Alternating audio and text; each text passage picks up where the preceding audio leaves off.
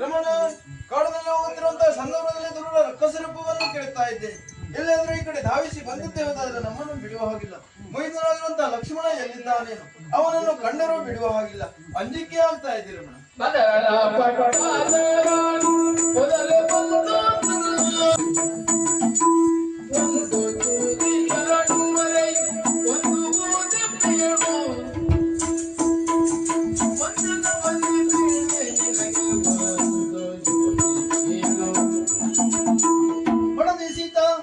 ರಕ್ಕಸಿಯ ಕೂಗನ್ನ ಕೇಳಿ ಭಯಭೀತಳಾಗಿದ್ದೀಯ.